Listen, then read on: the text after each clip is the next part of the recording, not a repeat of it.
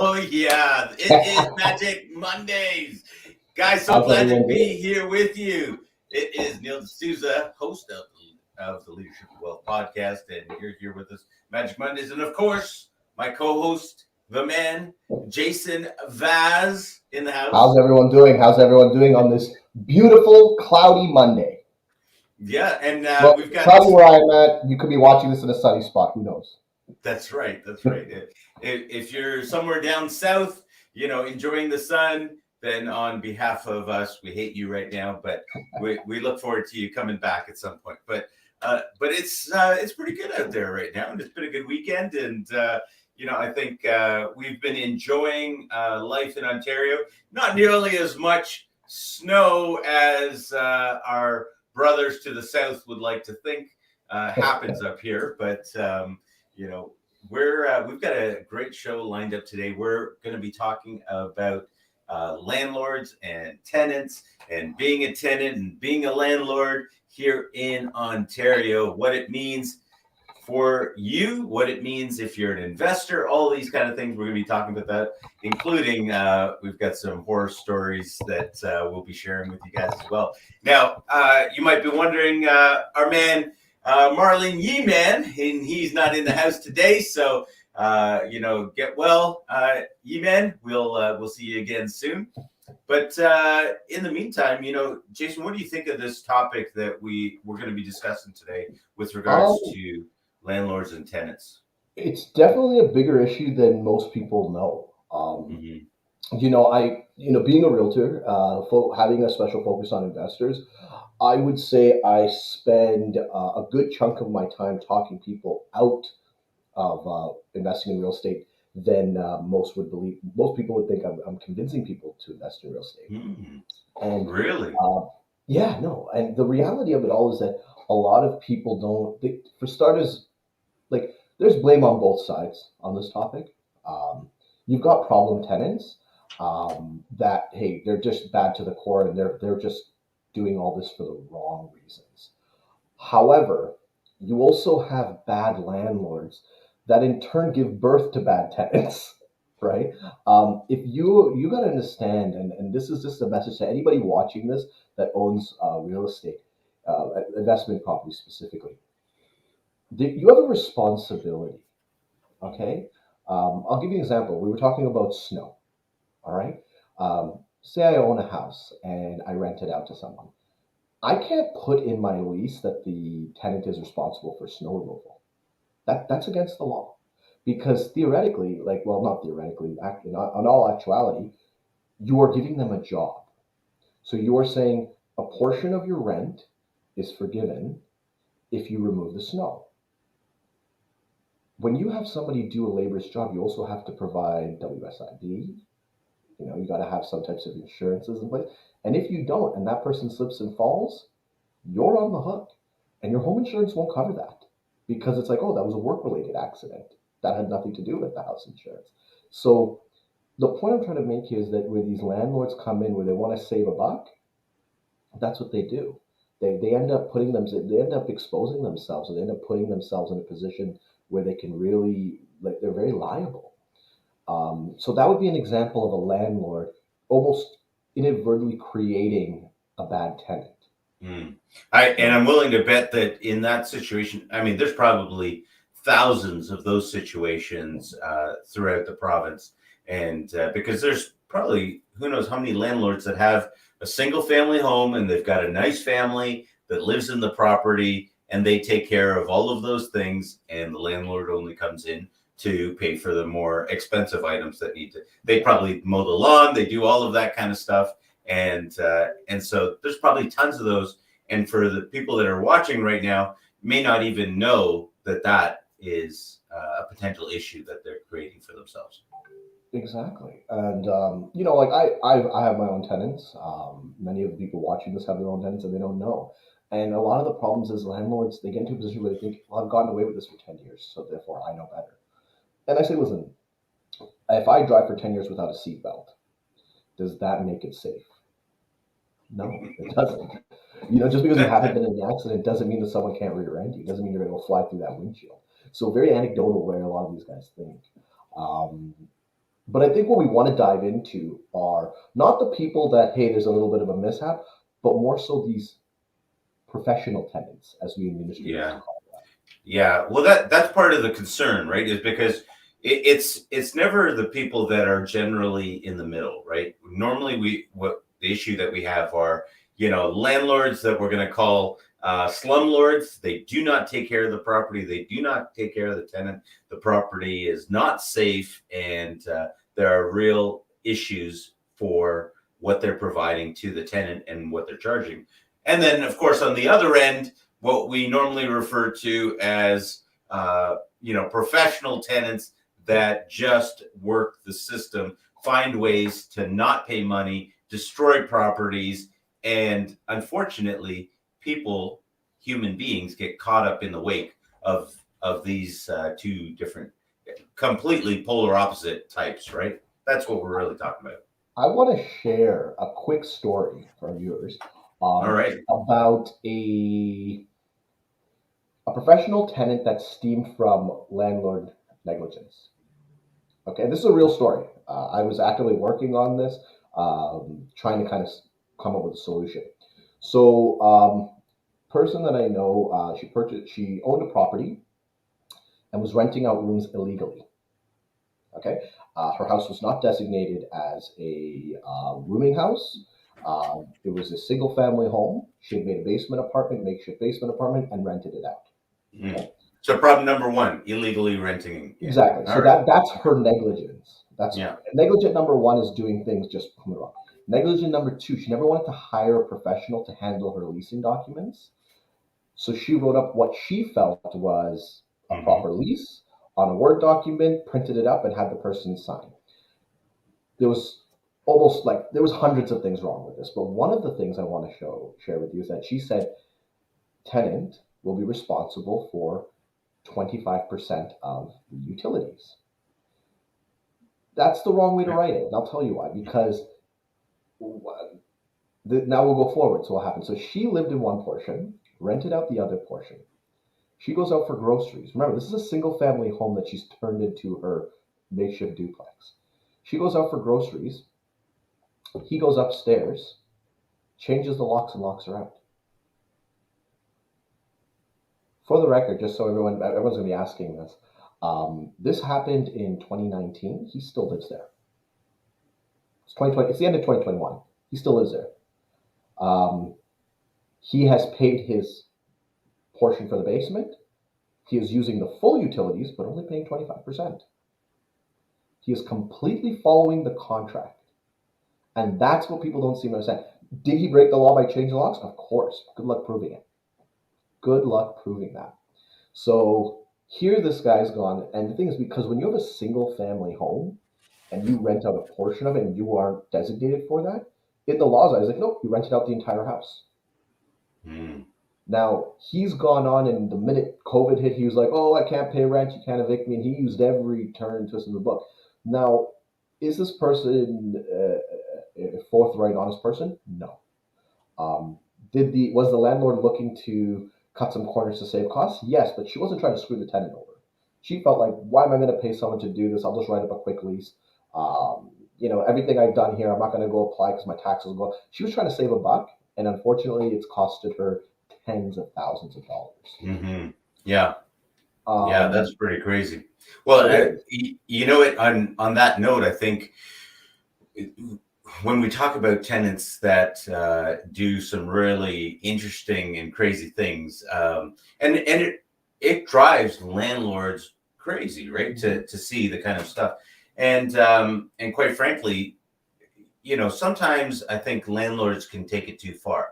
And I've got a video to show a little bit about when landlords have had too much, where they can go with that. Wyatt, can you cue I'm up that excited video? to see this one.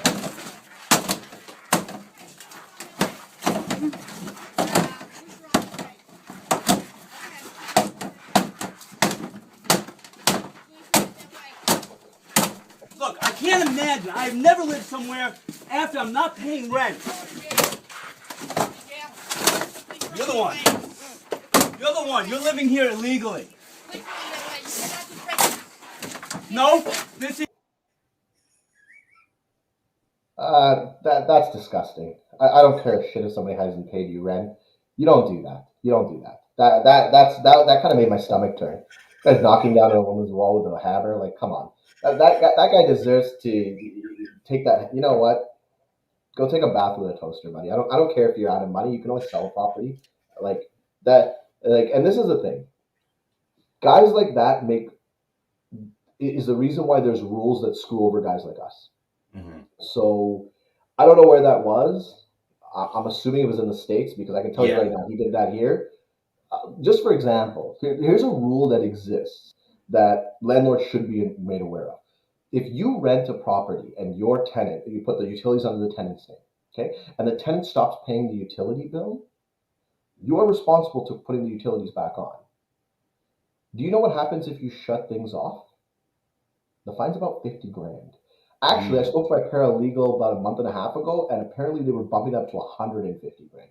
You have to keep that going. All right. Right to water. It's the same thing. The water company cannot shut off your water at any given time. If I don't pay my water bill, they can't shut off. I have a right as a Canadian in Canada to water. They can keep racking that bill up. They can put debts on me. They can hurt my credit. They can do a bunch of things, but they cannot shut it off. Mm. All right. So same thing goes around us. And people need to understand when they're getting into this space, understand these are the responsibilities you're taking on. If you don't like it, take your money, put into a real estate trust. You can still get the benefits of real estate without having to own the property. It exists. Are the margins that great? No. But like it's a trade-off. You get amazing margins, but you got to do a little bit of work. If you don't like it, hire a property manager. Mm. Long and short of it. Yeah, go ahead. Yeah, long and short of it, with this situation, what bothered me is that there's two situations in which a tenant stops paying you. They might be in a rough spot, and if that's the case, you're going to break down someone's door because they're in a rough spot now. Or it was a red flag tenant. It was a tenant that during the application process probably had some red flags that you ignored. Mm. So on one hand, we have someone who can't afford things, and on the other hand, we have someone that you should have known better. You're like when you're a landlord, you assume being a professional. This is not a place to park money. And all you guys watching this that just buy property, say, "Oh, just put it up for rent," and then you do whatever. Get out of this space. Get out of this space. I'm telling you right now. And for those of you who have done it this way and have made money, you're lucky because it's not because people don't realize how these professional tenants approach the situation. They do things like, "Oh, you have it up for 2,300. I'll offer you 25. I'll pay you 3 months up front." But then what they do is after the 3 months are done, they stop paying because they know they can. They know they can. So, Yeah. I don't know. Well, let me say a couple of things on this with regards to here we have this landlord that's clearly gone over the edge. And now there's a number of things in this backstory. First of all, the tenant here went and installed this door themselves. And it wasn't in this location. They put it in.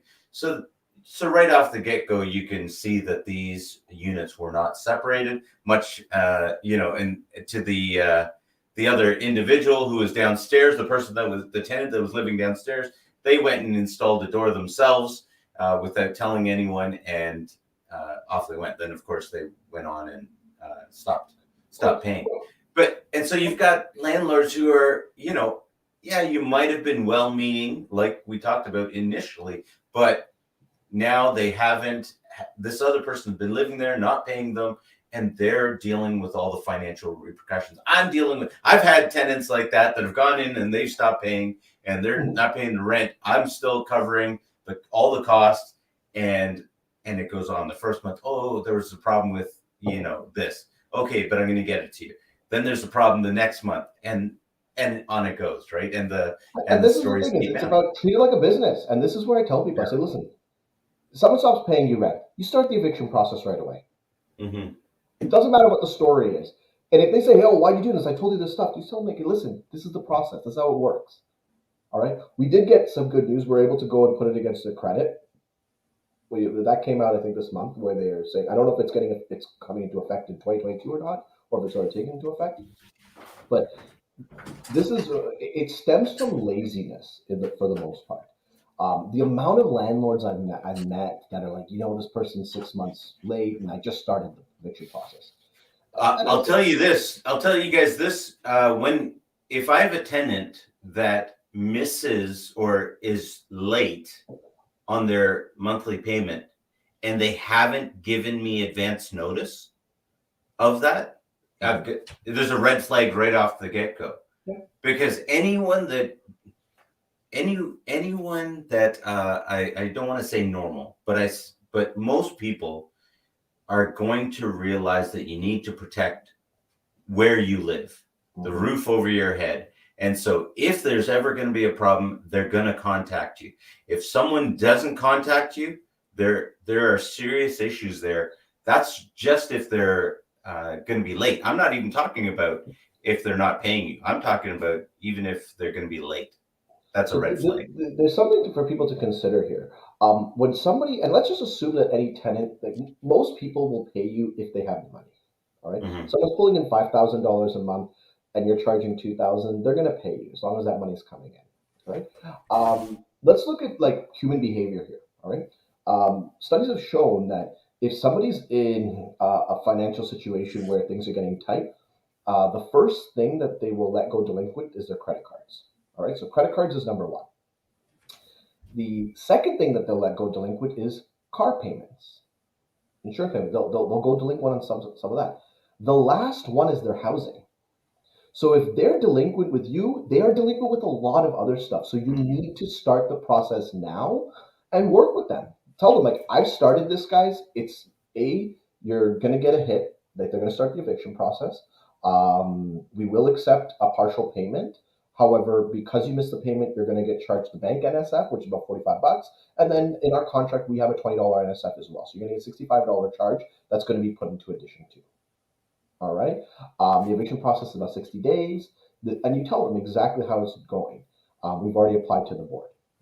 And he says, if you can get me payment in full within this time, I will retract that, but it will be there. It'll always be on your record. Mm-hmm. Now, if you do that with someone, they know they're in the wrong. They know it. But if you make it seem like what they've done is like, oh yeah, whatever, no big deal, you have to remember, get in the mind of the tenant. The tenant thinks you're rich, so they're going to test your boundaries. If you act like you're rich when you're not, they don't feel as guilty. No one cares a shit if Jeff Bezos loses $1 million. Why? Because he's worth like $200 billion. Yeah. But if you and I lost $1 million, holy shit, we're going to jump off a 10-story building, So it's all relative. And so the tenants, they think like, these are people that can't afford to buy. Let's call it what it is. Well, let's look at another situation where now we just saw a landlord that was clearly in the wrong, a little crazy, 100%. and went too far. Now let's look at a situation where the tenants moved out willingly, and they left a couple of things behind.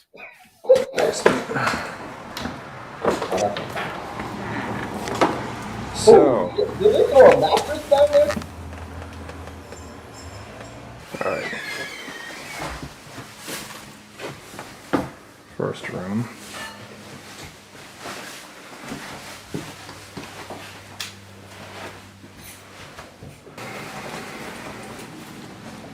This is actually the least bad. Yeah, I think this was Chris's room because it has that dog smell. Good first.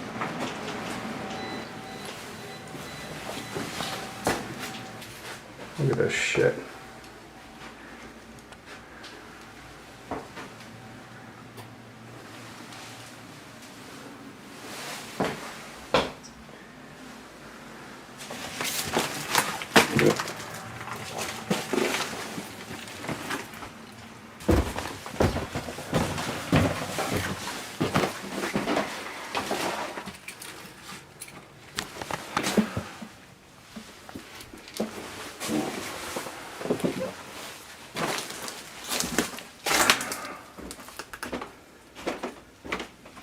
This must be when they got arrested, because there's a bunch of soil.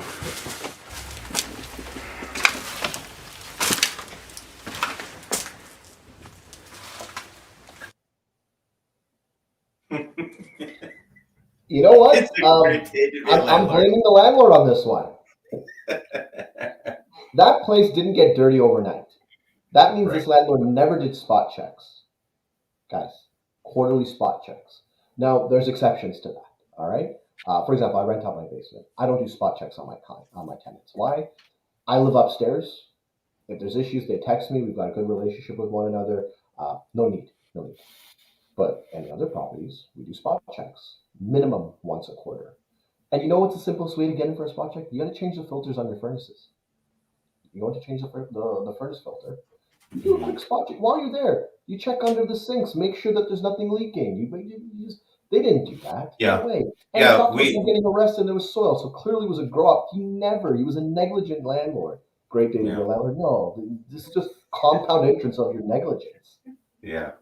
But now, on the flip side, so obviously there were some items that were taking notice that the landlord should have still been a part of. I'll say for a fact that we do annual checks rather than quarterly or biannually. We'll do an annual check, and you go through and you're just checking all of the items, all of the health and safety items, right? And you go through and and then you've got a document that shows that, hey, we've gone through, we've checked all of these items, and we're not going through anybody's stuff. You're just looking at those things. Now, sometimes other items will become visible, and you can, of course, ask about that if it's not permitted under the lease, if it's visible, but you are not allowed to go in looking in. But in this situation, here's a landlord coming in, and he's just finding garbage on top of garbage. Mm-hmm. And forget about any illegal activity that these guys were doing, because that's another issue. That's another issue in itself. But a landlord that's not taking this seriously or professionally runs into this and goes, I'm going to have to pay to have all of this stuff removed, to get this place fixed, holes in the wall, to get all this stuff fixed, and then of course try to get the whole thing repainted, do all that stuff, and then get it back up. Neil, whatever those costs are. Yeah, Neil, best guess. How much do you think it would cost for them to clear all that out? We saw the size of the house. Well, I'd like to hear. Oh, yeah, that's probably $50,000-$60,000 without thinking twice. That's saying that there's no mold damage, no, because I saw holes, I saw carpeting, I saw 50, 60. You think so? No. In this case, I saw damage to the property, right? So I'm thinking for just a regular cleanup, if it was, and I've had this situation where people have just left stuff. If they've just left stuff, let's call it $1,000 for a dumpster to get rid of that stuff, and then labor costs, and then $500, $1,000 maybe to go back in, clean it all up. Again, if there's no damage. $2,000. The reason I asked that, is I would benchmark it around $3,500 all in, just to do the clear out, not the rehab, because there is a turnover. Let's be real. When you're dealing with different tenant profiles, you're gonna have a turnover. All right. Yes. And I talk to my clients about this all the time. In fact, I actually argue with a lot of my clients about this. I said, "What do you mean you're not going to do the turnover?" Because a lot of them want, I need a tenant the day the next one moves out, we need a new one in. And I say, well, that's stupid, because now you can't fix any of the issues. You can't do it while they're there. And the new tenant is now inheriting the old tenant's issues. Why? Now you are creating a bad tenant. That is what you're doing. And they're looking at it like, how long is it going to take? I'm going to miss a month of rent. So the reason I said is that we looked at this rehab. I think we could both agree. Anyway, like at bare bones minimum, $3,500. I think is a fair statement. What do you think the annual cash flow on that place was? Yeah, again, I don't know. From maybe landlord, 4 or 5 grand. Like we don't know, but we could make a rough estimate. So the reason I'm asking that is, had they hired a property manager who was there taking care of all these things and making sure that tenants are back. Because one thing I hate, property managers, I take my hat off to you guys. You guys have got the smartest jobs, the smartest guys I've ever met. One, property manager is going to make sure you never have an issued tenant. Why? Because they have to deal with the issue. They're not going to cut corners. They're going to make sure that everything's running, because they're the ones getting 2 a.m. phone calls. All right. So if this guy put a little bit of money towards that, probably would have gotten a better tenant, probably wouldn't have this issue. Yeah. And this is why I genuinely feel that majority of tenant issues stem from, again, negligent landlords. Um, and in Ontario, the tribunal, I have some choice words to say about them. I think their rules are ridiculous. Look, here's the reality. At the end of the day, whose property is it? It's the landlord's property. And It is. so all the responsibility has to fall on you, the landlord. I mean, so right now, we have a rent freeze in effect. You cannot raise your rent. So if you're a Yeah, but tenant right now, that's for you another cannot month. raise rent. That's for another month. Like it's not. That's Yeah, not. that's right. That's It done ends good. at the end of the month. But the important thing is that if you're a landlord, you need to know things like this. You need to know that, hey, you can't raise your rent in certain situations, or you have to give a certain amount of notice. So it's always going to be the responsibility of the landlord. And what I would say is that for tenants out there, the tribunal has an entire website that goes through a whole bunch of items that are where what your rights are. If you're in a situation where you think that your landlord is treating you unfairly, then absolutely you can go through and it'll have items like that on there. And even for the landlord, you can go there and it'll have different outlines, including forms for you to fill out if certain situations happen, like they don't pay rent. I think one of the things we also should touch on when we're talking about the tribunal, one of the things I really hate about it is how a tenant can go for so long without paying. Yeah. And the reason I say this is you're in the mortgage business, Neil, you know this as well as I do. If I stop paying my mortgage, by contract, they can kick me out in a month. They practice it a little differently because it costs them a lot. It's a cost to the only reason people are able to go a year without paying their mortgage has nothing to do with rights.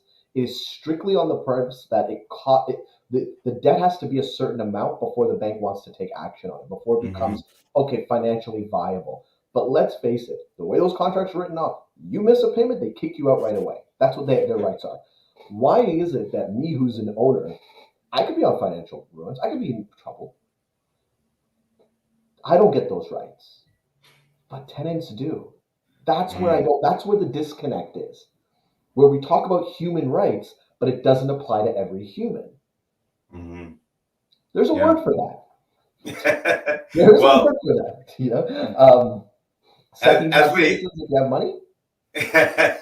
well, as we close out today, one of the things that one of the pieces of advice that I give to a landlord is that you want to have 6 to 12 months in a reserve fund, so that if anything happens, whether it comes to rent, when it comes to any of the costs, that you have money set aside specifically for a rainy day, because you need to treat this like a business. I think that's really what we're talking about here, Yeah. and what we've gotten. You need to be prepared for these situations, and you don't want to, quite frankly, put your own family at risk when you have issues, right? So, any final piece of advice there, Jason, for landlords or Exact same tenants? thing.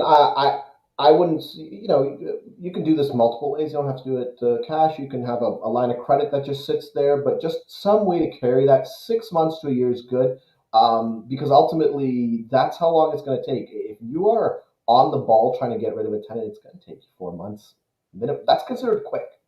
And that's the weird thing. Like I was in the States this weekend. I was talking to my realtor out there, and the longest they go is 2 months. But and I was laughing. They were looking at me like, yeah, it's like 2 months. Like they were talking to me like that was a long time. I said, oh my god, bro. Like if we get somebody out in 2 months, we think we did a great job.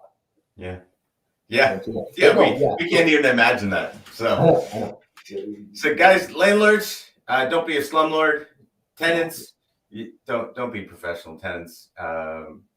If everyone, can't we just all get along? Join us again next week, Magic Mondays. Thanks for joining us, guys. We'll see Take you care. Have a guys great one. again next week. Take care.